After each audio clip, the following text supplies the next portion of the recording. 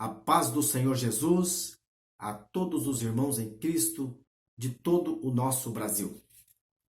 Batalha espiritual é um conceito ou é uma prática diária? Existe mesmo batalha espiritual? Tem fundamento bíblico? Este assunto e outros é o que nós vamos estudar neste primeiro trimestre de 2019. Fique conosco, compartilhe. Mas antes eu quero comunicar a todos vocês que este é o mais novo canal EBD, canal para juntos estudarmos a lição da Escola Bíblica Dominical. E você já pode se inscrever. O nosso endereço é youtube.com/Pastor Ozeni Reis. Não deixe de escrever. Escreva e depois nos envie sugestões, críticas, participe conosco. Vamos enriquecer esse canal. E não deixe de deixar aqui o seu like, já nos apoiando, nos dando aquele apoio que de fato precisamos, que é o seu apoio. Amém? Quero aproveitar também para te desejar um feliz 2019, com muitas bênçãos em Cristo Jesus, com saúde, com paz, com alegria, com muita inspiração, trabalhando bastante para o Senhor. Que Deus te abençoe. A primeira lição a que vamos trabalhar é batalha espiritual. A realidade não pode ser subestimada. E o texto áureo da lição a que estamos estudando diz: vigiai e orai, para que não entreis em tentação, porque na verdade o espírito está pronto, mas a carne é fraca. Mateus 26:41.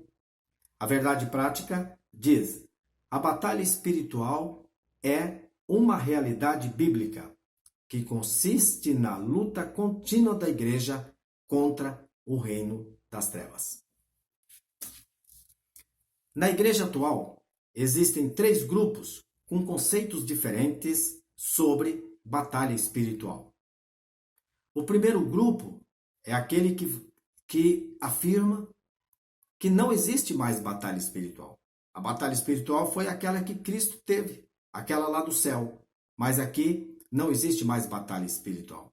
Este é o primeiro grupo contido dentro da igreja. O segundo grupo, do qual eu também faço parte, e certamente a maioria que está me ouvindo, é o grupo que afirma que existe batalha espiritual. Esta afirmação é o que a lição vem fazer, fundamentada na Bíblia, e é o que nós vamos estudar a partir de agora. Existe batalha espiritual? Já vou antecipar. Sim. Mas existe o terceiro grupo na igreja, que é o grupo que tem desenvolvido pseudas doutrinas a respeito da batalha espiritual. E tem saído um pouquinho, ou bastante, do âmbito da Bíblia e criado teorias e aplicadas como doutrinas, pegando versículos isolados e conceituando batalha espiritual, que também será tema desta lição. Muito bem. Então nós podemos já inicialmente dizer que existe batalha espiritual? Sim.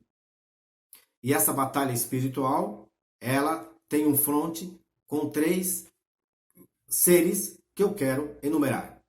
A nossa batalha é contra o diabo, a nossa batalha é contra o mundo e a nossa batalha é contra a natureza humana.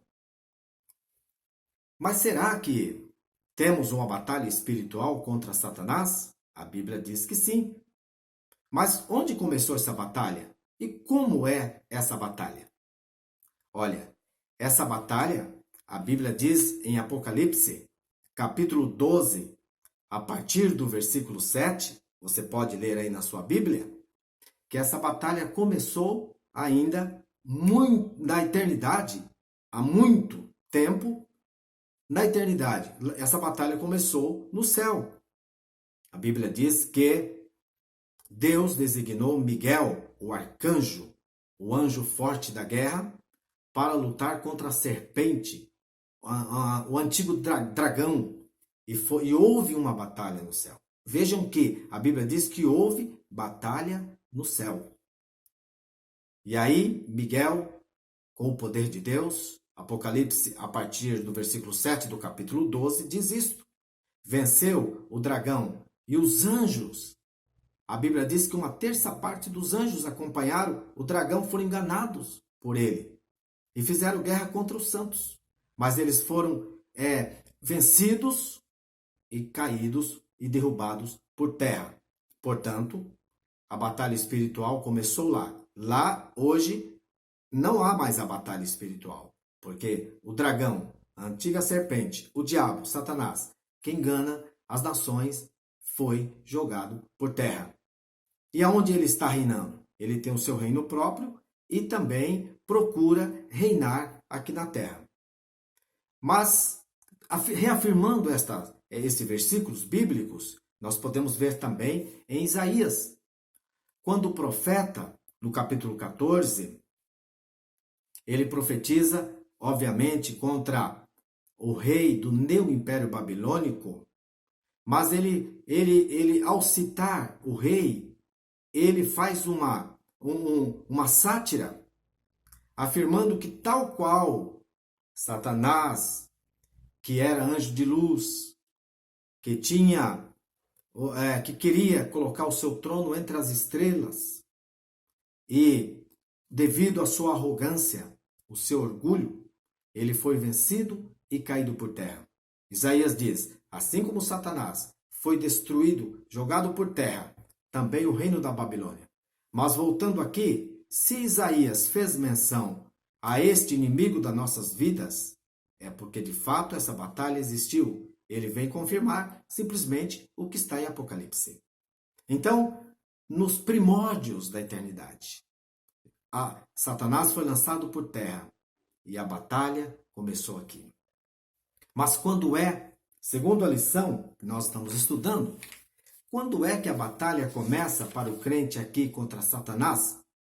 Quando o crente aceita Jesus, quando o crente faz o trabalho do Senhor, ele vai ter uma batalha direta contra o inimigo. O apóstolo São Paulo confirmou isso aos Efésios, no capítulo 6, ele disse, porque não temos que lutar contra a carne e o sangue. Não temos. A nossa batalha não é humana, não é contra o sangue, não é contra as coisas materiais. A nossa batalha, ela é contra os principados das trevas, contra as hostes angelicais. E ele diz que é uma guerra com a qual nós temos que nos prevenir, tomando o capacete da salvação, a espada do Espírito, que é a palavra de Deus, arregimentado para essa batalha. Porque Paulo enfatiza que é uma batalha renhida, porque estamos simplesmente numa batalha espiritual contra o inimigo das nossas almas. Mas quando dizemos também que temos que lutar contra o mundo, estamos numa batalha espiritual. E essa batalha não é contra o mundo físico. Não é contra os planetas, contra os cometas. Não é uma batalha contra o mundo físico, mas é contra o mundo espiritual, com seus conceitos, com as suas falsas filosofias, com a sua política corrompida, o mundo com a sua imoralidade. Por exemplo, filosoficamente falando, hoje há uma afirmativa de uma corrente relativista em que a tua verdade não é necessariamente a minha verdade. Tudo é relativo. O que é pecado para você não é pecado para mim. E o que é pecado para mim não é necessariamente pecado para você. Então vejam, meus queridos irmãos, que o mundo da filosofia, o mundo social, ele tem conceitos bem elaborados que faz um enfrentamento contra a igreja. E a igreja precisa resistir a essas correntes filosóficas, esses ditames mundanos, a cultura mundana. A igreja precisa resistir. Resistir como? orando, jejuando, lendo a palavra de Deus. O mundo procura suplantar a igreja. É por isso que uma grande maioria não quer ou quer fazer um enfrentamento contra a igreja. A ideia de acabar com a Bíblia já existe há muito. E muitos hoje se levantam contra ela. Muitos querem apagá-la tirá-la das nossas mãos e apagar da nossa memória. Por quê? Porque é uma batalha espiritual. Não é apenas uma questão educacional, não é apenas uma questão de conceito humano, mas é porque existe uma batalha espiritual. E nós estamos lutando também contra este mundo. Mas essa batalha espiritual, ela não termina aí. Existe também a luta contra nós mesmos, contra a nossa natureza. Nós lutamos. Nossa carne luta contra o espírito e o espírito contra a carne, disse o apóstolo São Paulo. Um se opondo ao outro. A carne não deseja que o nosso espírito faça o que ele quer. Mas o nosso espírito também faz o enfrentamento para que a carne não sobreponha a nós. E Paulo disse que havia uma luta dentro dele. E ele diz: miserável homem que sou eu. O bem que eu quero fazer não faço. Mas o mal, esse sim, eu faço. Há uma batalha da carne contra o espírito. Quando a carne vence, então vence a glutonaria, por exemplo, a carnalidade, a luxúria, todos os tipos de pecados. Mas quando o espírito vence, vence a oração, vence os dons espirituais em nós. Por isso, meus irmãos, existe sim uma batalha interior, a batalha da mente. E essa mente nós temos que trabalhá-la, nós temos que discipliná-la pela palavra. Somente lendo a Bíblia, somente estudando a palavra, somente nos fortalecendo na oração, é que somos capazes de vencer a nossa mente. A nossa mente quer se inclinar para o mal. Somos tentados a cada momento por tudo que nos cerca, por tudo que ouvimos, por tudo que nos é oferecido. Mas quando estamos vigilantes, quando estamos fortalecidos na palavra, então nós somos mais do que vencedores.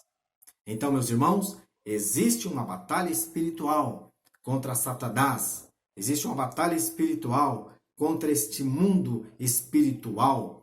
E existe também uma batalha espiritual interior contra a nossa mente.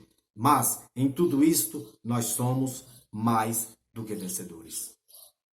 Então, meus queridos irmãos, a lição, ela afirma categoricamente aqui no capítulo 1, ela diz, batalha espiritual. Ela conceitua o que é batalha espiritual. E ela reafirma o que eu já disse. Ela disse, este mundo jaz no maligno. Então, existe a força maligna se opondo à pregação do evangelho, aos dons espirituais, à propagação da palavra, à oração e a tudo isso.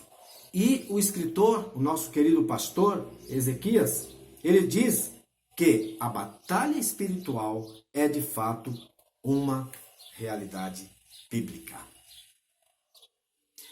Mas essa lição trata também sobre o que não é batalha espiritual.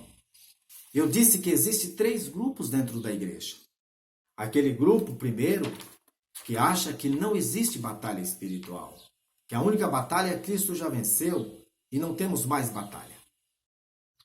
Existe o segundo grupo, do qual me incluo, que creio que existe sim a batalha espiritual e que a maioria dos crentes estão diuturnamente nesta batalha, resistindo o inimigo como vencedores.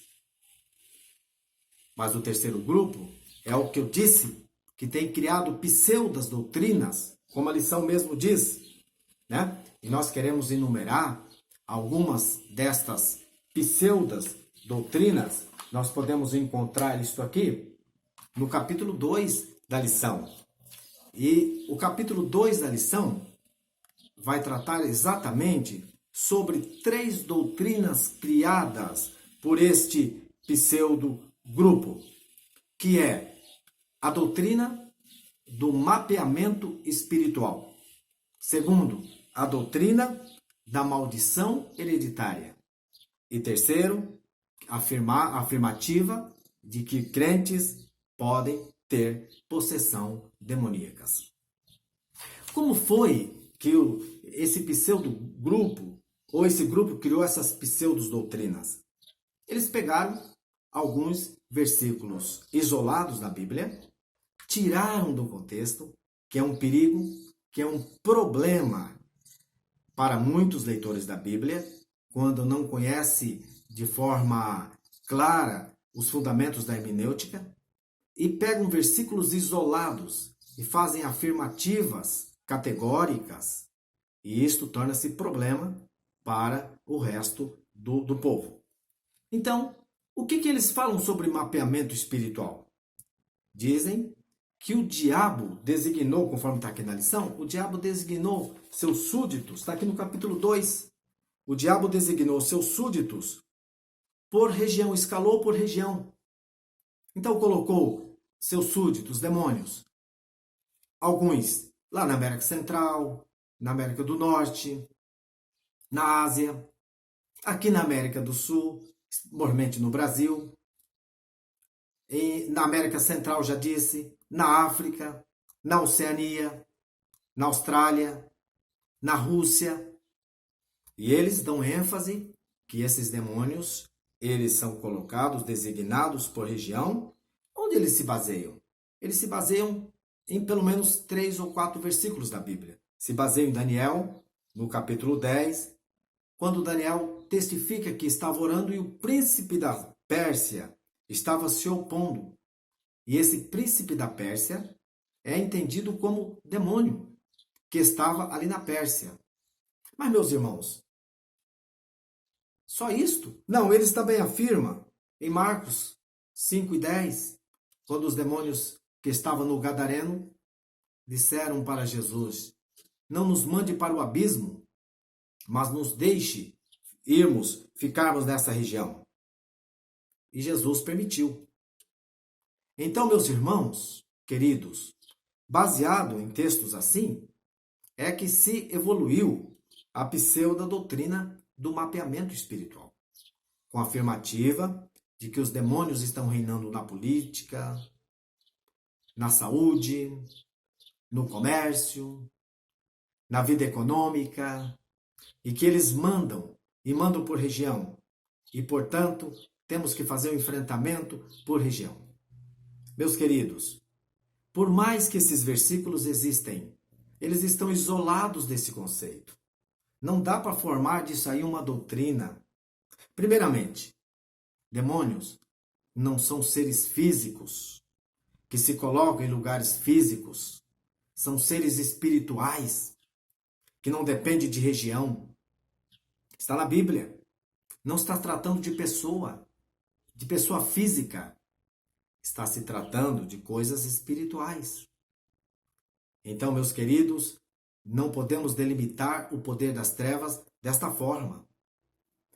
E, mais, ao afirmar isto, começa a ser um enfraquecimento e a negação do poder de Deus.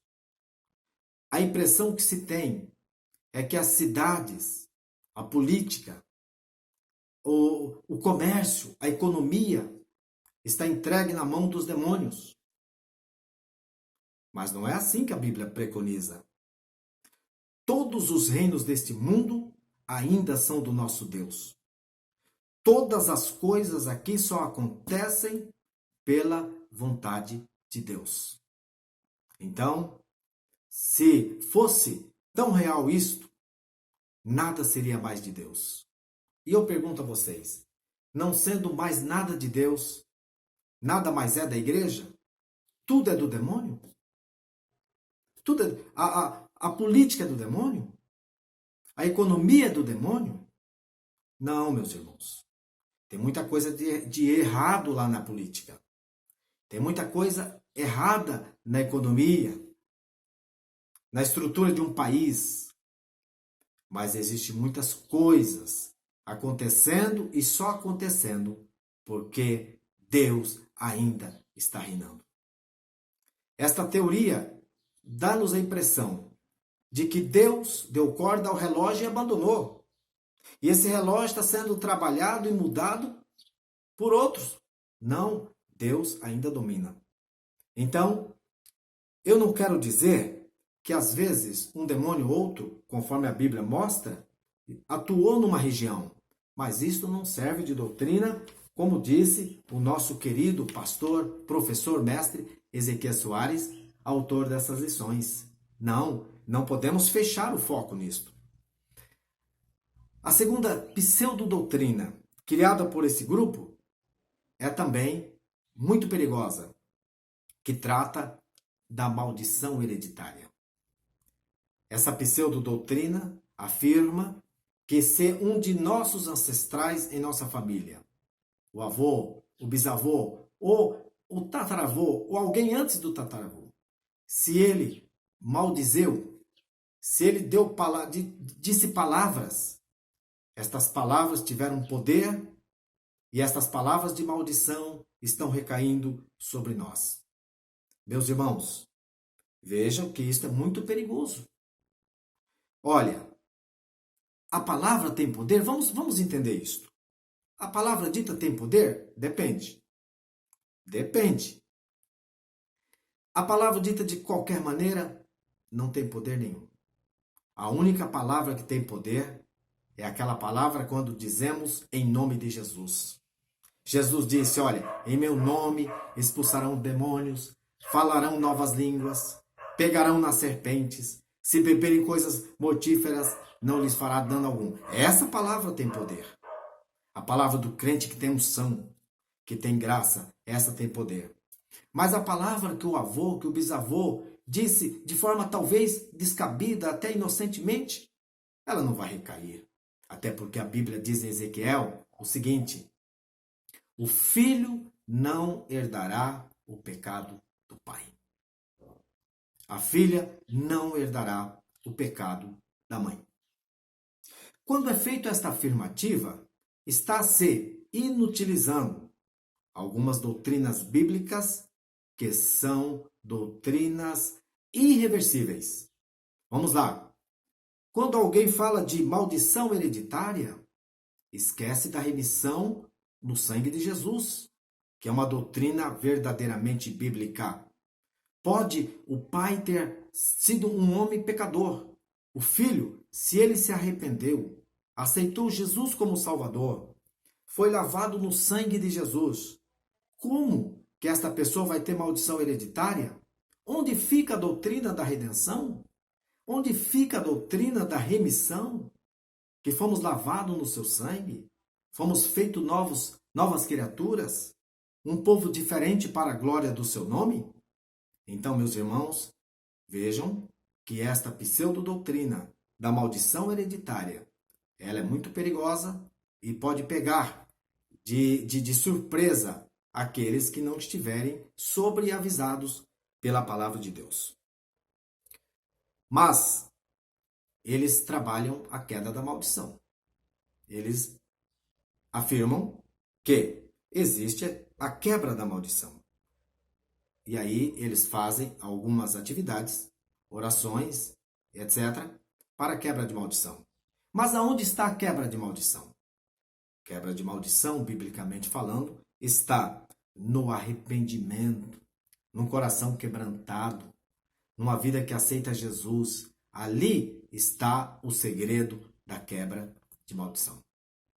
E, finalmente, a lição trata da pseudodoutrina, da terceira, que é exatamente se o crente pode ter ou não possessão demoníaca. Eles afirmam que podem, baseado no quê? Em Saul, que um espírito mau, vindo da parte do Senhor, perturbava Saul. Vamos tomar cuidado. Eu pergunto, nesta época, Saul de fato ainda era crente? Não vou julgá-lo, mas não vou afirmar também. A Bíblia diz que ele ficava possesso? Não. De modo nenhum. O espírito atormentava, mas não diz que ele estava possesso. Muito bem.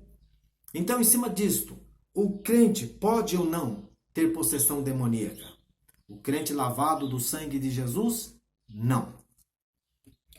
Se ele afastar de Jesus, aí sim, pode acontecer, né? Jesus disse que o inimigo saindo, depois voltando, encontrando a casa vazia, ele volta e traz mais 7 com ele. Jesus disse isto. Mas aí é quando uma pessoa não está com a sua vida ali escondida em Cristo e em Deus. Mas o crente lavado no sangue de Jesus não tem possessão. Como disse a lição, o diabo não lhe toca. E Pedro disse a esses crentes, irmãos, vigiai e orai. O diabo anda ao derredor, bramando como leão, procurando a quem possa tragar. Pedro deu aviso, mas não disse que era possível ser tragado, uma vez, ou que é possível resistir. Tiago disse, é possível resistir ao diabo. Ele disse, resisti ao diabo e ele fugirá de vós. Queridos, essa lição é por demais riquíssima. Eu gostaria de sugerir que vocês leem, pesquisem, confrontem, afirmem aquilo que a Bíblia diz. Estude bastante. Que Deus em Cristo vos abençoe. É impossível em uma lição só esgotarmos o assunto. Procura nos bons sites, em bons livros, com grandes mestres sobre este assunto. Esteja alicerçado, esteja abençoado. Até a próxima lição. Se Deus quiser, em Cristo Jesus, tenham todos uma ótima escola dominical.